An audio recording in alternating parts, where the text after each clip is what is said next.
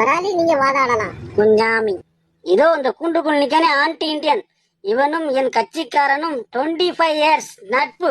இவன் ஒரு கைராசிக்காரன். இவர்கள் நட்பு வட்டாரத்துக்குள் யார் ஒருவர் நிக்கா முடித்தாலும் இவன் தான் புது பொண்ணு புது மாப்பிளைக்கு அந்த இரவு அந்த அறையை அலங்காரப்படுத்துவதில் முகப்பத்தானவன்.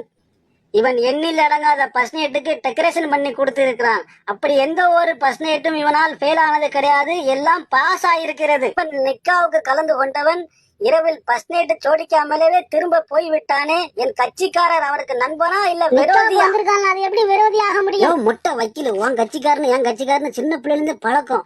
உன் கட்சிக்காரன் வந்து பர்சனேட்டுக்கு தோடிச்சாதான் என் கட்சிக்காரன் பர்சனேட் கொண்டாட முடியும். பாவம், நீ பேசாம இருப்பா. என்னது நீங்க ஆளு? இதோ நிக்கார என் கட்சிக்காரர். கல்யாணமாய் 3 மாதம் ஆகிவிட்டது, இன்னும் பர்சனேட் அட்டன் பண்ணவில்லை. தன் நண்பனிடம் என்னத்தை கேட்டுவிட்டான் என் கட்சிக்காரர்? எல்லா நண்பர்களுக்கும் பகலிரவில் அலங்காரம் செய்தது போல் என் கட்சிக்காரருக்கும் பண்ணி கொடுக்க சொல்லுங்க. ஏன்பா உன் நண்பன் நிக்காவுக்கு கலந்து கொண்டிலா? அதே போல் இரவில் இருந்து முதலிரவுக்கு சோடிக்க வேண்டியதானே? அது மட்டும் என்னால செய்ய முடியாதுங்க. எதற்காக முடியாது? ஐயா, என் நண்பன் நிக்கா முடிச்சிருக்கிறது என் காதலி. என் காதலிக்கு எப்படி நான் முதலிரவுக்கு சோடிக்க முடியும்? காதலியை ஹதியா கொடுத்துட்டு மூச்சடைக்க பிரியாணி சாப்பிட்டு வந்தீங்களா? அது மட்டும்